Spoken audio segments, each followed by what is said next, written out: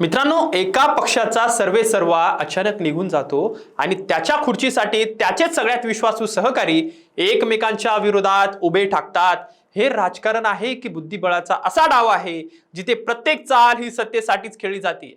कारण सध्या राष्ट्रवादी काँग्रेस अजित पवार गटात नेमकं हेच घडतंय। एकीकडे पक्षाच्या राष्ट्रीय अध्यक्षा सुनेत्रा पवार आणि खासदार पार्थ पवार असतील, हे पक्षावर आपली पकड घट्ट करतायत, तर दुसरीकडे अजित पवारांचे अत्यंत जुने आणि विश्वासू सहकारी प्रफुल्ल पटेल आणि सुनील तटकरे यांना पद्धतशीरपणे बाजूला सारलं जात असल्याची चर्चा राजकीय वर्तुळात रंगतीये। निवडणूक आयोगाला पाठवलेली गुप्तपत्र असतील किंवा दिल्लीच्या पक्ष कार्यालयात झालेली कथित प्रवेशबंदी असेल आणि निवडणूक रणनीतिकार प्रशांत किशोर यांनी तर थेट दिलेला एक अल्टिमेटमच आहे। हे सगळं नेमकं काय आहे आणि सुनील तटकरे यांचं राजकीय भवितव्य आता कोणाच्या हातात आहे, हे आजच्या या व्हिडिओत सविस्तर बघणार आहोत। नमस्कार, मी आपल्या सर्वांचा मित्र अक्षय ताटे आणि आपण बघताय सत्य पे सत्ता। प्रश्न तुमचे, आवाज आमचा। 28 जानेवारी 2026 ही तारीख महाराष्ट्राच्या राजकारणातली एक अत्यंत काळी आणि दुःखद तारीख म्हणून कायम लक्षात राहील। बारामती जवळ झालेल्या एका दुर्दैवी विमान अपघातात उपमुख्यमंत्री अजित पवार यांचं दुःखद निधन झालं आणि अवघ्या महाराष्ट्राला हा एक धक्का सहन करणं कठीण झालं होतं। अजित पवार म्हणजे केवळ एक नेते नव्हते, तर राष्ट्रवादी काँग्रेस आणि अजित पवार गटाचा तो एक मुख्य कणा होता। त्यांच्या अपश्चात पक्षात एक प्रचंड मोठी नेतृत्वाची पोकळी निर्माण झाली आणि दुःखाच्या या क्षणीही पक्षांतर्गत संघर्ष सुरू झाल्याचे आरोप होऊ लागले। अजित पवारांच्या पत्नी सुनेत्रा पवार यांनी पक्षाची धुरा आपल्या हाती घेतली आणि याच काळात पक्षाचे राष्ट्रीय कार्याध्यक्ष मानले जाणारे प्रफुल्ल पटेल आणि महाराष्ट्र प्रदेशाध्यक्ष सुनील तटकरे यांच्या भूमिकेवर, त्यांच्या कृतीवर सातत्याने प्रश्नचिन्ह उपस्थित होऊ लागले। मित्रांनो, सूत्रांच्या माहितीनुसार अजित पवारांच्या निधनानंतर अवघ्या 18व्या दिवशी म्हणजे 16 फेब्रुवारी 2026 रोजी प्रफुल्ल पटेल, सुनील तटकरे आणि त्यांचे निकटवर्तीय मानले जाणारे नेते ब्रिजमोहन श्रीवास्तव यांनी केंद्रीय निवडणूक आयोगाला एक पत्र पाठवलं। या पत्रात पक्षाच्या संविधानात बदल झाल्याचा आणि पक्षाचे सर्वाधिकार कार्याध्यक्षांना देण्याची मागणी करण्यात आल्याचाही दावा केला गेला। प्रफुल्ल पटेल हे स्वतःच कार्याध्यक्ष असल्यानं पक्षाची सूत्र पवार कुटुंबियांकडून काढून घेण्याचा हा प्रयत्न असल्याची चर्चा सुरू झाली। राष्ट्रवादी काँग्रेस शरद पवार गटाचे आमदार रोहित पवार यांनी तर थेट असा आरोप केला की अजित पवारांच्या निधनानंतर घाईघाईत हे पत्र पाठवून पटेल आणि तटकरे यांना संपूर्ण पक्ष ताब्यात घ्यायचा होता। ही बातमी सुनेत्रा पवारांपर्यंत पोहोचताच त्यांनीही तितक्याच वेगानं पावले उचलली। 10 मार्च 2026 रोजी त्यांनी स्वतः निवडणूक आयोगाला पत्र लिहून अजित पवारांच्या अपघातानंतर तटकरे पटेल गटाकडून झालेला पत्रव्यवहार रद्दबातल ठरवण्याची मागणी केली। या एका खेळीतून सुनेत्रा पवारांनी 2 गोष्टी साध्य केल्या असं राजकीय विश्लेषक सांगतायत। एक म्हणजे तटकरे पटेल यांचा प्रयत्न त्यांनी उधळून लावला आणि दुसरं म्हणजे पक्षांचं एकमेव सत्ता केंद्र आपणच आहोत हे त्यांनी स्पष्ट केलं। आणि इथूनच तटकरे आणि पटेल यांना मुख्य प्रवाहातून बाजूला सारण्याची प्रक्रिया सुरू झाली असा आरोप होतोय। त्यानंतर पक्षाच्या प्रसिद्धी आणि रणनीतीची जबाबदारी निवडणूक रणनीतिकार प्रशांत किशोर यांच्याकडे सोपवण्यात आल्याची माहिती समोर आली आहे। मुंबईतल्या देवगिरी बंगल्यावर सुनेत्रा पवार, पार्थ पवार आणि प्रशांत किशोर यांच्यात तब्बल 5 ते 8 तास चाललेली ही मॅरेथॉन बैठक झाल्याचंही बोललं जातंय।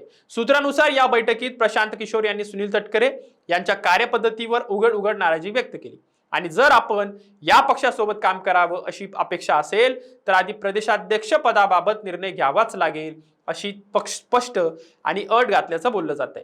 या मागचं एक कारणही असं सांगितलं जातंय, ते म्हणजे सुनील तटकरे हे खासदार असल्यानं संसदेच्या अधिवेशनादरम्यान अनेक आठवडे दिल्लीत असतात आणि त्यामुळे संपूर्ण वेळ प्रदेशाध्यक्ष म्हणून काम करणं त्यांना शक्य होत नाही अशी भावना पक्षातल्या काही नेत्यांमध्ये आधीपासूनच होती। यावर स्पष्टीकरण देताना सुनील तटकरे यांनी मात्र ही भेट केवळ औपचारिक असल्याचाही दावा केलाय आणि आपल्याला कोणत्याही सर्वेक्षणाची गरज नाही, थेट जनतेत जाऊन आपण राजकीय परिस्थिती जाणतोय असं म्हणत त्यांनी हा मुद्दा फेटाळून लावला। पण मित्रांनो, या सर्व स्पष्टीकरणादरम्यान घडलेल्या घटना वेगळं चित्र दाखवतात। मे 2026 मध्ये प्रफुल्ल पटेल आणि सुनील तटकरे आसामच्या मुख्यमंत्र्यांच्या शपथविधीसाठी गुवाहाटीला गेले असतानाच सुनेत्रा पवारांनी निवडणूक आयोगाला पाठवलेल्या नव्या 12 सदस्यांच्या यादीतून या दोघांचीही नावं वगळण्यात आल्याची बातमी समोर आली आहे। विशेष म्हणजे ज्या विमानातून पटेल आणि तटकरे प्रवास करत होते त्याच विमानातून सुनेत्रा पवारही होत्या, तरीही याबाबत त्यांना आधी काहीही कल्पना दिली गेली नव्हती।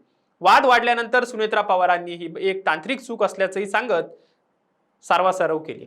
पण राजकीय विश्लेषकांच्या मते हा एक स्पष्ट इशारा होता. यानंतर पटेल तटकरे यांच्या निकटवर्तीय ब्रिजमोहन श्रीवास्तव यांना दिल्लीतल्या पक्ष कार्यालयात प्रवेश नाकारल्याच्याही बातम्या पसरल्या, ज्यानंतर पक्षाने या फेटाळून लावल्या आहेत. सोबतच सुनेत्रा पवारांचे विश्वासू उमेश पाटील आणि नेत्या रुपाली पाटील ठोंबरे यांनीही तटकरेंवर उघड निशाणा साधत त्यांनी राजीनामा द्यावा अशी मागणी केली आहे. राज्यसभेच्या उमेदवारीवरून नाराज असलेले छगन भुजबळ आणि तटकरे यांच्यातलं शीतयुद्ध यातूनच अधोरेखित झालं.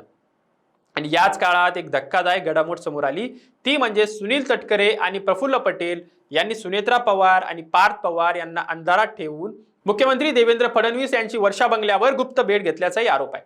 ही बाब सुनेत्रा पवारांच्या लक्षात येताच त्यांनी थेट जाब विचारल्याचंही बोललं जात आहे. या भेटीमुळे तटकरे पटेल भाजपच्या जवळ जाण्याचा प्रयत्न करतायत का, असा संशय अधिक बळावला गेला.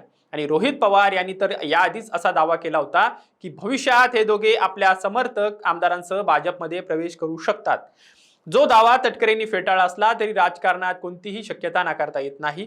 मित्रांनो, या संपूर्ण घडामोडींकडे जर बघितलं, या संपूर्ण स्टोरीकडे जर बघितलं तर एक गोष्ट स्पष्ट होते, ती म्हणजे सुनील तटकरे यांच्यासारख्या अनुभवी नेत्यांची आज चारही बाजूंनी राजकीय कोंडी झालेली आहे.